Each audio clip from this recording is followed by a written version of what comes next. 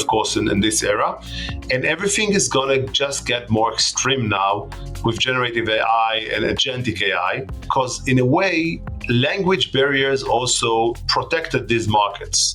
It used to be much tougher for a hacker from Belarus to attack the company in Nagoya or Osaka.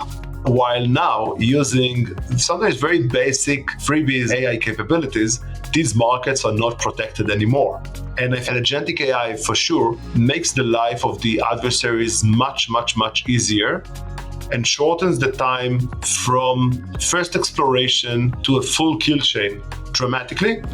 I would like to refer to ransom and not to ransomware. We are seeing more and more recently cases in which there isn't any ransomware. The threat actor is exploiting some data, and this data is being used to blackmail the victim company. In a way, think of it, it's way more efficient than using a ransomware. And it can allow you to deal with, in parallel with quite a few victim companies, business-wise for the threat actor, and manage multiple efforts. I think they still make better living than we do. Define what's the pain that you're trying to solve. Feel the pain, understand the pain, know the pain, be humble.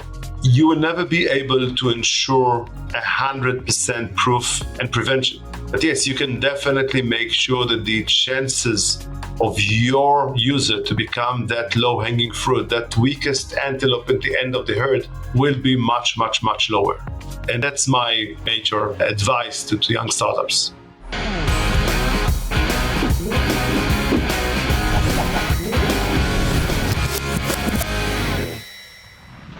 Guy Segal has watched cyber warfare grow and change from the very beginning. He started his career with Israel's Air Force and Intelligence Corps.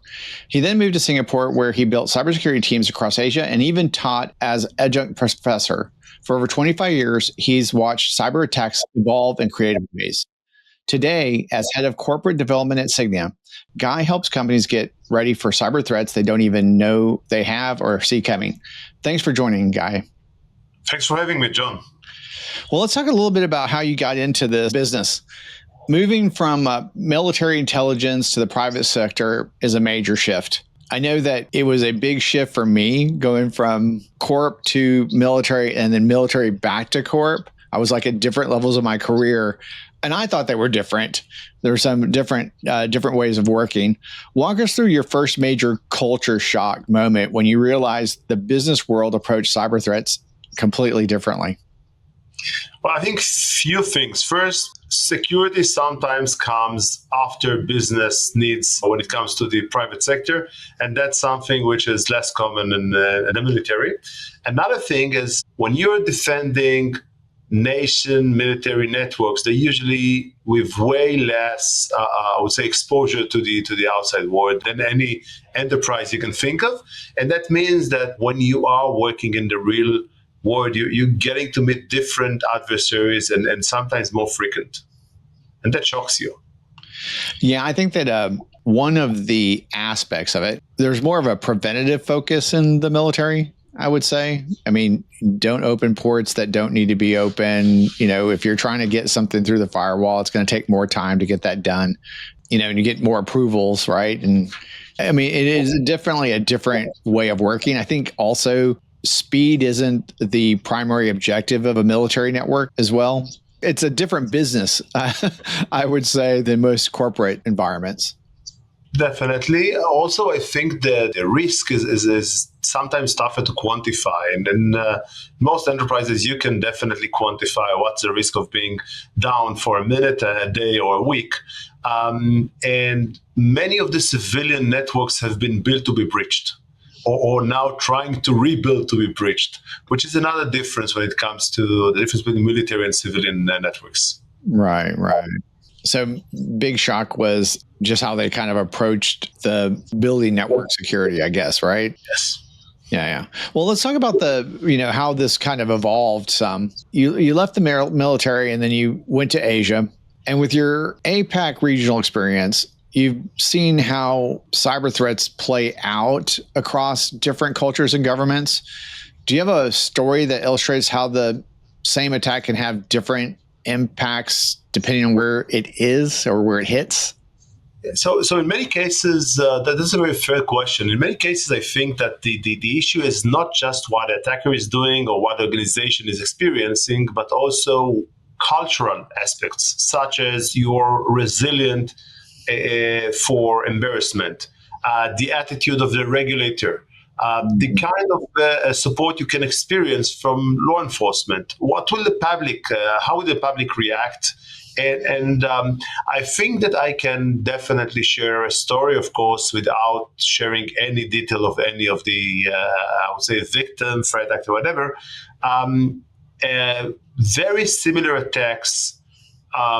One in one of the developing countries in Southeast Asia, and the second one in Australia. While in Australia, the regulator is very demanding, and they know exactly what I want, and they're becoming a major, I would say, a concern when it comes to risk quantification to many of the Australians' enterprises. Sometimes it seems that in some other countries in Asia Pacific, if you lose your customer's PI, that doesn't really matter. It could reach to an absurd situation while Singapore is completely Western and take lots of, I would say, respect, attention, and enforcement when it comes to the citizens' private information, personal information. But other countries don't really care, or even if they do care, the bureaucracy and the governance or the governance and mechanisms work very, very much less efficient. When it comes to some other countries in Asia Pacific, the victim company will always prefer paying a ransom than being embarrassed. While in other places, the victim company will never consider paying a ransom because that's an embarrassment. So in a way, the attitude of a victim toward an unpleasant cybercrime, very bad day, differs and being dictated by culture more than any other aspect. Yeah, I see that. I was just imagining, being in Japan and working for a Japanese company. In my background, I haven't done that. It's completely different, right? It would be an embarrassing loss of face to have a cyber attack and have a ransomware event, and then have to come public with that would be somewhat shameful, right? So their approach to it is going to be different than a Western company. I can think of a couple of breaches that, I've been involved with, and how we handled the communications was completely different than I think we would have handled it in Japan, right? Meaning that one, our engagement with law enforcement in the Western, in the United States in particular, I think would have allowed us to not come forward as quickly, because we could have said as part of a criminal investigation, since it's part of a criminal investigation, then a lid was going to be kept on it for longer. But I think that in a Japanese company, like the regulators there behave differently towards the activity. They're probably going to have or at least in my experience, they're probably going to have a formal notification and tell you what you did wrong and those kinds of things, which is, I guess, somewhat embarrassing. And they might even publish it in the newspaper, to let everyone know that some event happened. But it is definitely a different case. And I imagine, like, in just running around Asia myself, there's definitely differences in the capabilities of governments to regulate in the area, whether they wanted to or not, being able to, just because of the construction of their governments and how politics happens there. They may or may not even have the technical infrastructure, and largely don't have the same amount of money that Western companies have to kind of apply to problems in Asia. I mean, do you have those same observations as well, or?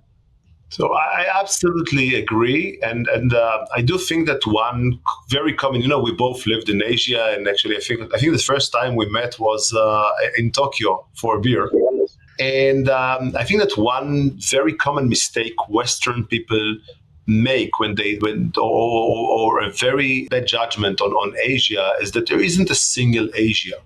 It's a huge area, huge region with countries that are the most advanced and countries which are still very much in early development stages, countries that are very much dependent on the digital era, and ones that are doing very late adoption and progress into it, different cultures. And in a way, I think that it also varies between generations within the same country. Sometimes the more, I hate saying old because I'm not getting younger anymore as well. I would say that the most experienced level of managers, they tend to have difficulties in fully understanding the risks within the digital era. And that, of course, is not related to countries such as Singapore or Australia, because I think that English is very important in this case. So in some countries, that really becomes an obstacle, while the younger generation fully understands the challenges, not just the opportunities, of course, in this era. And everything is going to just get more extreme now with generative AI and agentic AI, because in a way, language barriers also protected these markets. It used to be much tougher for a hacker from Belarus to attack the company in Nagoya or Osaka. While now, using sometimes very basic freebies AI capabilities, these markets are not protected anymore. I live in Israel. Hebrew, you may say, also protects the Israeli civilian market from being attacked for many of the fraud capabilities, for instance. And I think that agentic AI, for sure, makes the life of the adversaries much, much, much easier and shortens the time from first exploration to a full kill chain dramatically. And in a way, it also bypasses the advantage of being in an isolated language or culture, security-wise.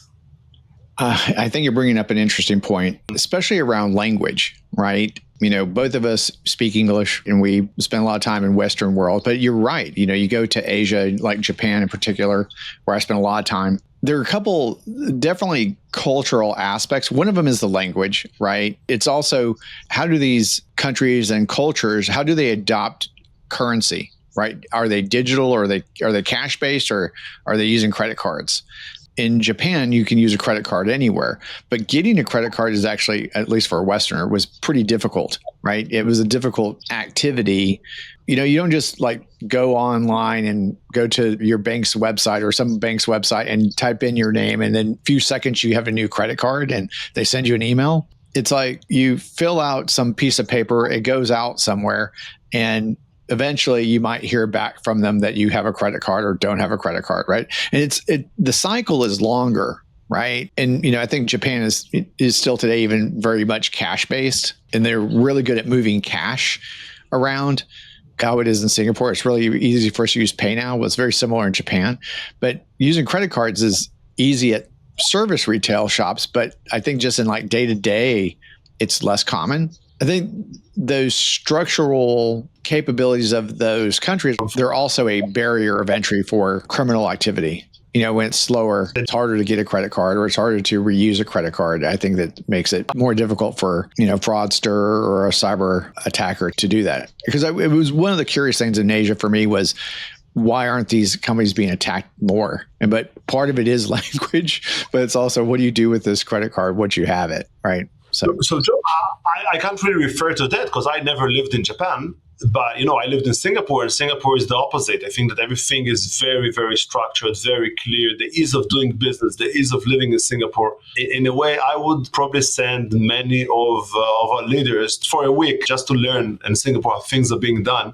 It's an amazing place. Everything functions dramatically well. That said, Singapore, Thailand, Indonesia, and other countries in Asia are becoming more and more dependent on new era digital economy. You can see apps like Grab, for instance, that are basically your Uber when it comes to travel, to eat, but also have some financial usabilities. You can actually do almost everything in your day-to-day needs using these apps. And you can see lots of progress in that. And whenever you go more digital, that means that you may be more exposed to frauds. We see in these countries vast usage of fraud. By the way, also still, although despite what I said just a few minutes ago regarding agentic and Gen AI, I think that it's still easier to conduct fraud when everybody is using English. And in some of these countries, not everybody has great English. That, of course, is less relevant for Singapore and for the major cities in Indonesia, but for some more remote areas, for sure. And the same as it happens everywhere, I think that older people are more vulnerable for these kind of scams and frauds. Unfortunately, it's very common. It's very common everywhere. Pivot a little bit towards ransomware. Are you seeing an increase in the last few years in Asia, or is it about the same? What are you seeing with respect to ransomware? I don't think that Asia is special in any way than any other regions that I can think of. Yes, we do see constant, I would say, growth towards the past few years. It seems that most threat actors are still targeting the low-hanging fruits, that these weak antelopes at the end of the herd. And in a way, we can still see that. I don't think that in most cases, if it's a ransom and if it's not your nation state actor or a specific campaign against crypto companies, for instance, we don't see any specific focus in Southeast Asia or in APAC in any way.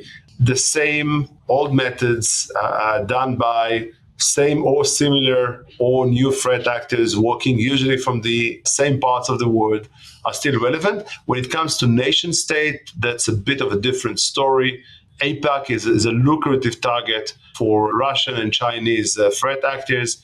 We've just published recently quite a few activities in our blogs, and we see them very, very common in critical infrastructure, in telcos, etc. Mm-hmm. What's making them a lucrative target? Turnaround time to get into the environments? Is it just poor security postures? What's making it lucrative? I'll differentiate here between the state actor attacks and the cybercrime. I'll start with state actor. Well, they have their own priorities, and countries in Southeast Asia, of course, are high priority, or in APAC at all, from Tokyo all the way to Canberra, in high priority for Chinese threat actors and in some cases for Russian threat actors. When it comes to the ransom, they're still looking for the neglected S3 bucket, for some misconfiguration, for some neglected privileged user, and these are being abused. It's very common to see these, and in many of the cases we deal with, prevention could have been not that difficult. Right. Well, definitely want to talk about that because I think it's interesting. One of the questions I have is, why does ransomware continue to persist decade after it started, right? I guess I would kind of place the start of this era like in the 2016 type of time frame. I feel like we knew what to do to secure networks in 2016. A little bit different of a world, I think. We were very much more in data centers, and there was cloud, but less cloud. And we've kind of been pushing towards the cloud a lot, which I think made ransomware easier in some ways. Again, we know what the problems are, or we know how to secure these networks. I am continuing to be surprised that they're still so prevalent and the money just keeps flowing. You kind of alluded to it a second ago where the entry vector or what it is that was being abused wasn't a difficult problem to fix, but it just wasn't. It just had a misconfiguration or whatever that caused this to happen. Is that what you're seeing? Is it just failure to take an action, or was it just a mistake?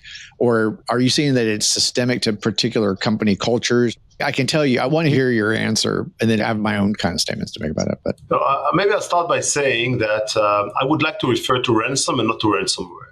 We are seeing more and more recently cases in which there isn't any ransomware. The threat actor is accelerating some data, and this data is being used to blackmail the victim company. In a way, think of it, it's way more efficient than using a ransomware. And it can allow you to deal with, in parallel with quite a few victim companies, business-wise for the threat actor, and manage multiple efforts. So that's one thing. Why is it still so common? I think they still make better living than we do. So it's quite tempting to work in this business. But seriously, a few reasons. First, I think that these low-hanging fruit, they're very lucrative for many threat actors. They're very easy to abuse. That's one thing. And we also see struggle by many organizations in managing their exposures and prioritizing their exposures And as they acquire more and more and more tools into their security ecosystem, it doesn't make things easier, because this one is having this letter in order to quantify vulnerabilities, and the other one is having that from 1 to 800, while the third one is from A to E. This one scans on Sundays, and that one scans on the Thursdays. It's always very difficult for CISOs, and you were a CISO, to manage your exposures and to prioritize them. And even if you do prioritize them, in most cases, you are dependent on other people in your organizations or third parties when you want to remediate. So it doesn't only mean that you're neglecting something, but you always have a tail of vulnerabilities and exposures you need to deal with, which may take you longer than you wanted to. So that's basically it. And last but not least, I think that the world leaders are not in agreement of stopping cybercrime. We all know 2, 3, 4 countries from which vast majority of these attacks come from. And if these countries' leaders would have wanted to stop cybercrime from their premises, to the countries, that would have probably knocked down most of this industry. But I guess it will never happen, unfortunately. Yeah, it's a very geopolitical problem. It serves their other needs, I know, to create chaos. And right, agreed. I definitely think it serves a purpose. I mean, when you have people that are gaining skills on initial access, for example, that they're using it for cybercrime is what they're doing today. But those actors that have those skills are important to those governments so that they can get access to critical infrastructure in the US, for example, if they need to, or in Australia or in Singapore, or wherever it is that they're going to be targeting. So I think that it kind of helps them in their whole cyber capabilities. So why would you want to kind of stamp that down? I feel like in the US, I feel like we stamp it down. I feel like, if I perpetrated an attack from Texas into another foreign country, I don't think it would go well for me, right? Meaning that I could be charged with a cybercrime or a crime and then prosecuted. And maybe it just depends on what it is I'm doing and who I'm targeting. Maybe the government would say, hey, yeah, give us access. I don't know what would happen. But I do think that from a CISO perspective, it's the long tail of managing exposure. Like, how do I know that there's an exposure? Like someone added a new system onto the network that's not configured correctly, that I know that it's there, that it's not configured correctly, that its blast radius or its exposures inside the company are more than I want it to be from a cyber threat perspective. I think that's one part of the problem. It's just discovery. How do I discover that I have a problem? And then how do I prioritize it? And then the second part, which is like contrasting from military networks to commercial networks, is in a military network, I actually had to have documentation about what the system was and how it was going to be deployed and what the software was, and it was going to be hardened. It was going to have a lot of documentation around it that wasn't just looked at by me, the IT engineer, but it was looked at different parts of the government to make sure that it was okay before I could get authority to operate. And that's bureaucracy made it take a long time to deploy on a military network, but I had to have documentation and everything else in place.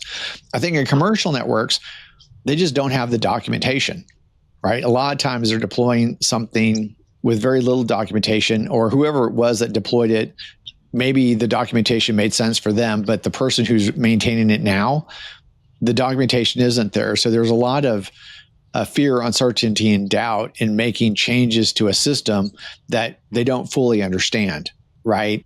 And John, sorry, also your ability to verify that things were done the way you asked them to be done was very low, I guess, in many cases. Yeah, absolutely. Even if I knew, right? So I think that's a good point. It's like, let's say I do know, and this is what we agreed to, and did it get deployed the way that I expected to be deployed?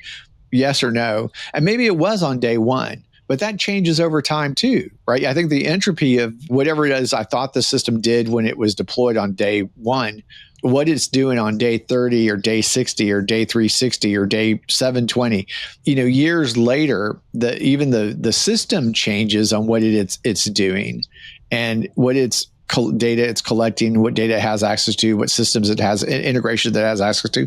That changes a lot too.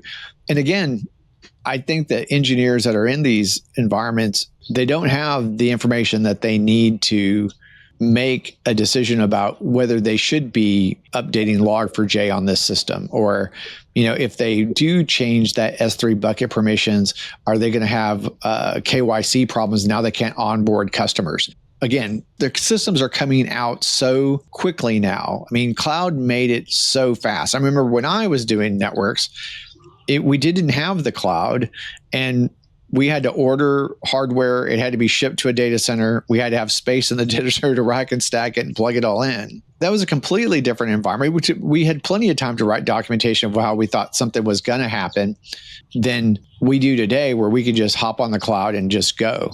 That's when you were only dealing mostly with human identities. That's before non-human identities, agents. It creates a different level of complexity from my point of view.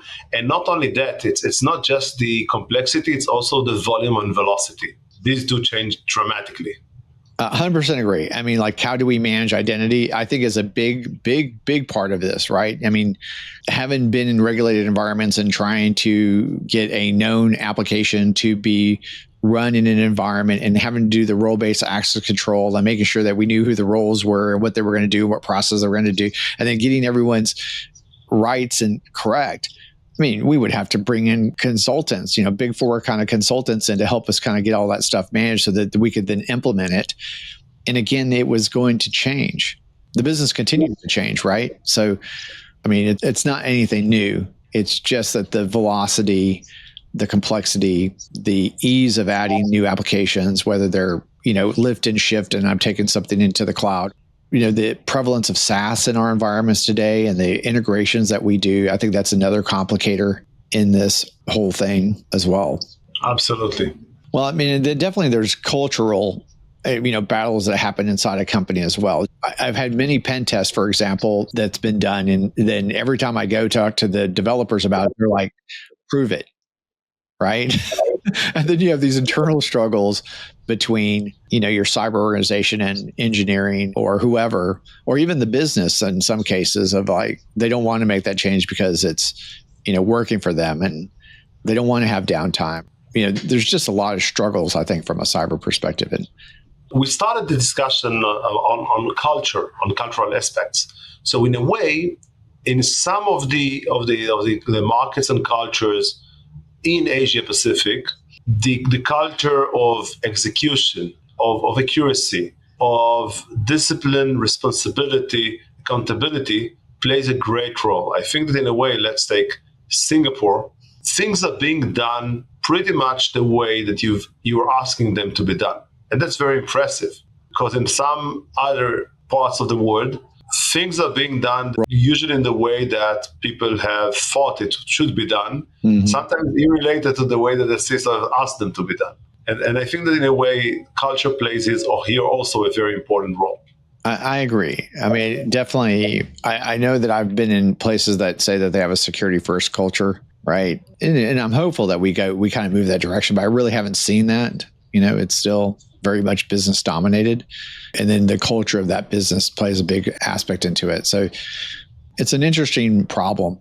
But let me ask you about ransom or ransomware negotiations, because I have definitely been on the side of hearing that someone has my data, even though they didn't encrypt it, but I'm being ransomed about it, right? Or blackmailed or extorted. And you've written about ransomware negotiations and the we won't pay mentality. Are there any negotiation war stories you can share and what your takeaways were from them? Definitely. We've been called in for hundreds of engagements, and many of them included negotiations. This is what we do for a living at Sygnia. And some of them are sometimes very, very exciting. Trailer. I can tell you that one of the best practices that we always try to explain to teach our clients is never ignore. That said, never negotiate in a non-professional way. We have our own negotiator. This gentleman really knows how to speak to a threat actor. And otherwise, it's a very asymmetric battle. For the threat actor, it's the 40th time this month to speak to a CFO. For the CFO, it is the first time. that won't end good. We had some cases in which a victim company, a client, before they reached out to us, decided to ignore a threat actor's messages. And it reached out to a situation where the CFO got a call. Good afternoon, Miss Something. Sorry to interrupt you while you are picking up Eva from school. You are ignoring our messages. And of course, he had accessibility to her calendar, to her schedule, and he saw that she is picking up Eva from school. Think of that person when someone calls her, when she's in the car, her kids are with her. It's terrifying. Absolutely. That's the best occasion, the best opportunity from a threat actor's perspective to press your victim and that person's private time with her family in this case. Another case was that we understood during the negotiation, and that's of course the art of negotiation that only professional negotiation can make, that the threat actor doesn't really understand that he holds or they hold the crown jewel of the victim company. They couldn't analyze the entire amount of data they got, and they really stick into some pieces of information. By the way, this is less common nowadays because everyone can TLDR tons of information, including threat actors. And also that there isn't any language barrier anymore due to AI capabilities. So basically, you can use ChatGPT to have better understanding of what crown jewels of your victim are you holding, which is brilliant if you think of it. It allowed us to calm down our client. And at the end, the client decided that's a business decision that they want to pay a ransom, in that case, and close the case. But coming from that point of view, they acted completely different. They communicated completely different to the regulator, to law enforcement, to the shareholders, and to the employees, and to the public in that case, by the way. And it was a very, very impressive, I would say, case where leadership, supported by the intelligence, information, the understanding coming from the negotiation, played a very important role in the recovery efforts of the client. Just to say one thing, even when a victim company decides to pay the ransom, that doesn't mean that they do not need to recover, remediate, make sure that they cannot be attacked in the same way or similar way just the day after. I think that luckily most victim companies reconsider the way they should have thought of left of the boom after the boom. I would be happy if many more companies will try to imagine left of the boom even without experiencing the boom. Absolutely. I mean, hopefully they're doing some sort of tabletop exercise where that threat is really getting to the executives about the impact that this is going to have on their business, and then get them to think about it. Kind of like watching a movie. I didn't have to experience the trauma of Lord of the Rings to kind of understand the story and how how horrific it was. It's like have that tabletop exercise so that they can get the feeling of the experience, right, and think through the questions they should be asking, and as they kind of go through the scenario.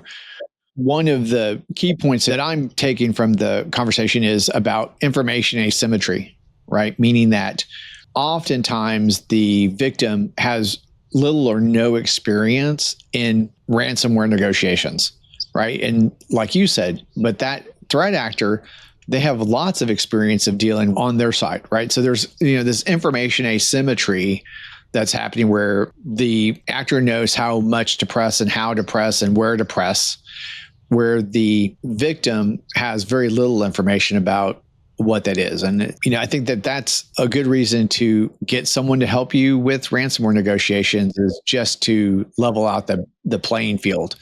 To your point, the actor may have better capabilities to understand what it is that they're holding from the victim, so they can be in a better place to negotiate.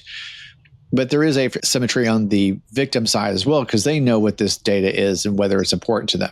And part of it, and I think from our conversations, it's what to negotiate into the deal, right?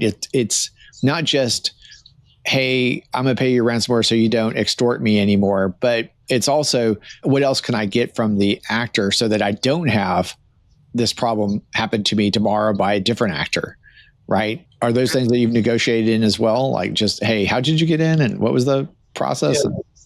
So, by the way, in quite a few cases, not even some, sometimes it's more than the cases that are paying. Negotiation is being done in order to calm down business, to gain a few more days, to gain a bit of better visibility on what the threat actor holds, to be able to make decisions based out of facts. We started our discussion today speaking of my journey in the military, and the same as the military operation. When you need to defend yourself, you want to have intelligence, you want to understand your enemy, you want to know what the enemy is trying to get and what are the, I would say, course of actions that they may walk through, and what troops do they have in order to conduct whatever they wish. And you need to think in a very similar way when you are under a cyber attack. So this is one aspect. The other aspect, you just mentioned the information asymmetry, and yes, but there's another side for that. No one should know your network better than you. You can actually live off the land. You can use the ecosystem that you have invested years and millions in. Not just you as a CISO, but could also be other stuff that was invested by the IT, OD, or any other part of the organization. Not for security reasons. It's a war, and in this war, you can dig your trenches within your environment and ecosystem, and no one knows better where to dig than you are. And that's a bit of also setting all ducks in a row. Yes, it is very important that you will have your incident response retainer with a negotiator, that you'll have your legal retainer, comms retainer, etc. But you also need, as a part of this, preparedness for the uninevitable day that will eventually happen, to be in full awareness, to get to know your environment, to be well built and prepared for that day, when you know what's going to hit the fan. Right. Happen. So the era of cyber wars, you mentioned that. Can you explain to us what a modern cyber war actually looks like when it's happening? If you can walk us through a scenario that would help our listeners understand the scale of cyber war today. So I want to divide my reply into two parts. What happens during wars and between wars? Between wars, it's a bit of a water polo. It looks very nice in the open air, while under the water everybody's kicking. And they are either kicking to create chaos, to gain some advantages, or to implement red buttons to be pressed on the right day. We have seen from Estonia in 2008 all the way to our current days. And when it's wartime, it's a bit more complicated, because that is divided between the desire to disturb and to interrupt civilian life in chaotic times of war, which we just saw in Ukraine in the past couple of years, and the desire, which sometimes looks a bit of a science fiction, to really interfere either in attack or in defense in the kinetic war, using the cyber as a domain to act in.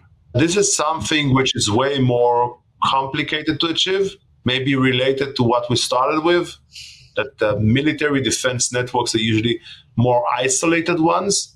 But I'm pretty sure that we will see more and more of that, because the wars are becoming more digital, and they're expected to become even more digital in the next years. And for sure, we will see more and more of these capabilities being developed. It's just a matter of time.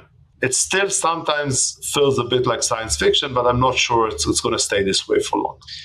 It's an interesting point, because I think that just talking about Ukraine and Russia, one of the first things that Russia did after they took over like Donbass regions and some of these regions, they actually took over the mobile network infrastructure. It was like one of the first things that they took over, which gave them a lot of access to those, communications that are happening between different people, right?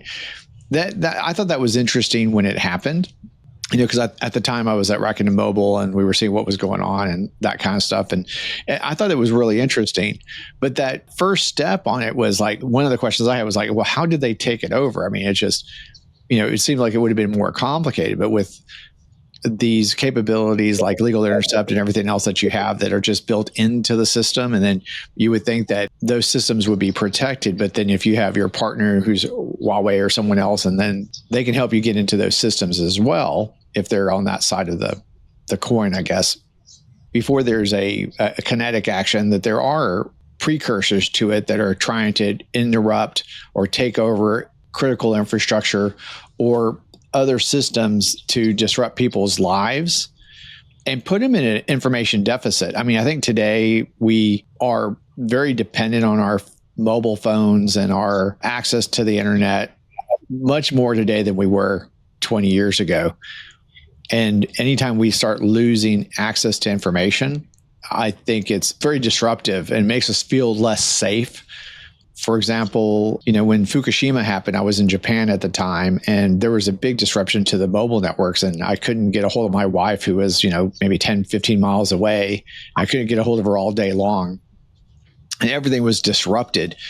And it was kind of unnerving not knowing if someone was safe or not safe. I think that was like 2011. Now my dependencies are much higher. We don't need Fukushima for that. Years ago, we used to come back from school without our parents being able to call us at any second. And and now I've got Find My Phone on my kids' devices. That's right. Definitely. Yeah, so it's a different world. And I think that, we were talking a little bit about how the world's kind of changed and, how difficult it is to defend, having started with private offices and our own data centers, and we've kind of moved to the cloud and the adoption of SaaS. And it seemed to be that back in the old days, we knew where our communication flows were, and we could monitor for things coming in or out from other places, and we could feel safe about that. In today's world, we had IPSs and proxies and everything else that allowed us to just really kind of control the flows of information. In today's world, we're playing around with SaaS products and browsers and distributed infrastructure that our IT people don't actually have control of those systems. It's some other group that has control of those systems, and we have third-party risk and data processing agreements, all these kinds of things that are going on today. When I read incident response reports today, we talked a little bit about identity already, which I think is a big part of the problem, right? And just controlling identity, the complexity of identity. But folks are spending so much time in the browser, it's a way for people to get in or out of a system without ever getting on a system. What are you seeing trends around that attack surface at all? What are you seeing in that area? So absolutely. If 10 years ago our worst nightmare was bring your own device, now we're dealing with a completely different nightmare, which is our browsers, and they have tons of apps on them, and then some of them are within our environment and hopefully well protected with SSOs, and probably our data, if we're responsible enough, is well, I would say, contained also by the providers. While others could be a shadow environment, either for our own private use, or it's a discipline issue that we may use, our own OpenAI account and upload some company information into it. That creates a complete different challenge to SaaS security subdomain, which is pretty new, but is already dealing with the AI boom and other challenges it creates. I do think that the industry is taking this challenge very seriously. And some of the solutions that I'm seeing recently are quite good for that. But we also see that the adversaries are taking this challenge quite seriously. I definitely think that the adoption of AI, either the legitimate adoption by organization or the shadow adoption, which I find even way more challenging, creates a different level of complexity to any organization. I don't know what's the perimeter anymore. Agreed. It doesn't exist. Pretty much same as privacy that doesn't exist anymore. And I think that in a way, yes, we do see some of the major platforms. We do see some secure browsing solutions, and we do see lots of identity aspects when it comes to accessing the environment, and SaaS security when it comes to dealing with your environment or shared environment. So it's becoming something that the industry is more and more focused on. Yeah, I think that, you have definitely have legitimate players in the SaaS market, and then you have illegitimate players in the SaaS market, right? And so the legitimate could be sanctioned or unsanctioned apps, right? And the illegitimate, those should be all unsanctioned apps. And in the old days, we had like Pastebin. Pastebin was like this really terrible place where people could just like upload anything they wanted. You know Pastebin, right? Yeah. And then, or you could even just download code from there and just have it execute on your environment, or the actors would do this, right? And so we've had these kinds of illegitimate sites that were, or even like JSON beautifiers or PDF to Word converters that weren't actually being hosted by a legitimate actor, being able to take information. And I think we're going to continue, we're going to see that. And people are continue to use illegitimate, unsanctioned, actor controlled infrastructure, then they're using it to meet their objectives.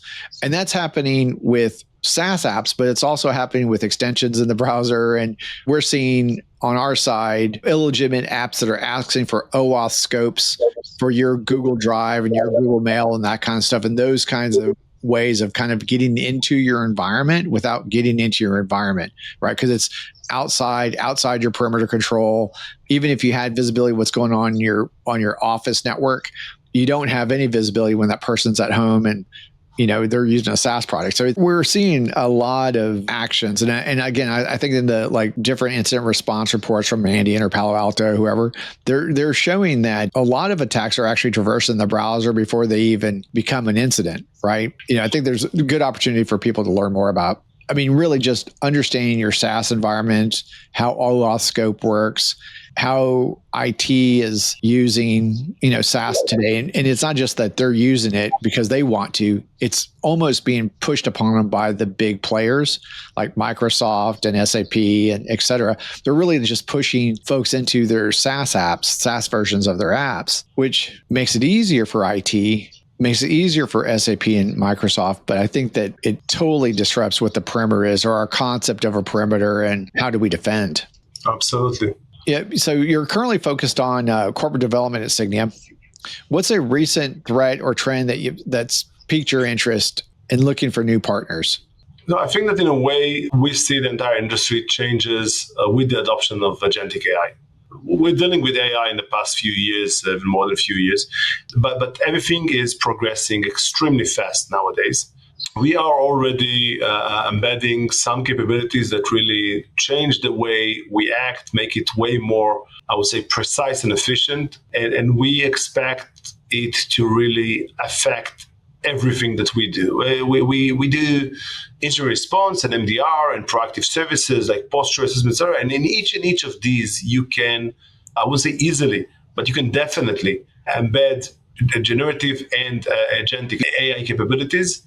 The major challenge is not to create these agents or copilots or whatever, but to have the right people with the right know-how creating this, because the clients are gonna trust this more. Therefore, you definitely need them to be created by people that have very, very deep understanding of technology, of the defender's terrain and of the attacker's perspective and capabilities. And this is something that we are really, really, really dealing with. This is one thing. The other thing that I'm very much focused in at the moment is to see how do we create a continuous support to our clients' exposure and vulnerability management efforts. I think that this is a very, very important, I would say, a key aspect when it comes to defending organizations. Dealing with also with some other aspects, but I would mention these two as important focus for me recently. Yeah, definitely feel like that exposure management and understanding your vulnerabilities is something that needs to be done continuously. I've seen some products that are taking that approach to like consuming intelligence and mapping that to vulnerabilities in your environment and helping you prioritize using like generative AI. Even looking at like ServiceNow tickets and seeing what's changed in the environment, and then seeing what's changed in your cloud environments and bringing that back to old intelligence that you probably aren't going to look at again until it's a problem, and trying to bring that stuff up in a continuous way so that they can help keep you on top of the threats in your environment. better. I think that's definitely an approach that I think CISOs should be interested in. I don't know if I've seen it in action just yet myself, but I'm also probably 6 or 8 months out of looking at that stuff at this point, right? I would think it's an exciting bit of work to do. Definitely. I think that you just mentioned that you're 6 or 8 months out of the industry, or out of the CISO role. I won't say out of the industry. And, years ago, that would probably be considered a long vacation. Now, things are progressing so fast. I think that another challenge that CISOs are having is to differentiate between all these new startups that sometimes seems to be offering a feature is missing somewhere, while this is not always the case. I just walked on the floor in RSA just a few months ago, and you get confused. Dozens of companies in each subdomain, but in a way, I think that the know-how and the deep understanding of the way that networks are being built and threat actors are usually working, this makes a difference. I agree. I agree. I felt the same way at RSA. I walked around and I didn't know what most of the vendors were doing. Just seeing how their booths and stuff were out. So I think there's definitely an opportunity for that to be better, for sure. I'm heading to Black Hat next week to see how that is, but it's been a while since I've been at Black Hat. Well, anyways, are you going to be at Black Hat? No, not this year, unfortunately. For good reasons, I'm taking some time off with family. Good. You should take some time off. You should relax, recuperate from ransomware negotiations and such, and corporate development. You can definitely negotiate a threat actor. It's tougher to negotiate a teenager when she wants to buy something on a vacation. Absolutely. You've been both an adjunct professor and a board advisor. When you're teaching or advising, what's the one common misunderstanding about cyber threats that you see over and over again? I think that the most common mistake is that people tend to forget that behind every attacker, there's a human being. And yes, technology is being used. Maybe in the agentic AI era, it's not going to be humans, but for now, it's humans attacking other humans in order to either create chaos or another effect, or to monetize this attack, or to cryptocize this attack. And one needs not to forget that it's not just cyber, it's not just technology, it's human nature behind. And also the risk and the ability of a company to recover is highly dependent on its technology and resilience, but also on, I would say, mental management, crisis management aspects. And this is one common, I would say, mistake that I very, very often understand that students are having. When it comes to young startups, and that's one is less and less common, I think that understanding the market. You've been a CISO in large organizations, and you know that everybody wants to sell you their new platform that will make your life much easier, will solve all your needs, and you'll be able to sleep quietly in the night. And you'll never need to call an IR company such as Sygnia because you will be never attacked. If you'll find that SaaS solution, please let me know. It doesn't exist. So be modest. Define what's the pain that you're trying to solve. Feel the pain, understand the pain, know the pain. Be humble. You will never be able to ensure 100% proof and prevention. But yes, you can definitely make sure that the chances of your user to become that low-hanging fruit, that weakest antelope at the end of the herd, will be much, much, much lower. And that's my major, I would say, advice to young startups. Very good. Guy, it was super good to have you on the Be Fearless podcast. Thanks for joining me today. Thanks for inviting me, John. Great to talk to you.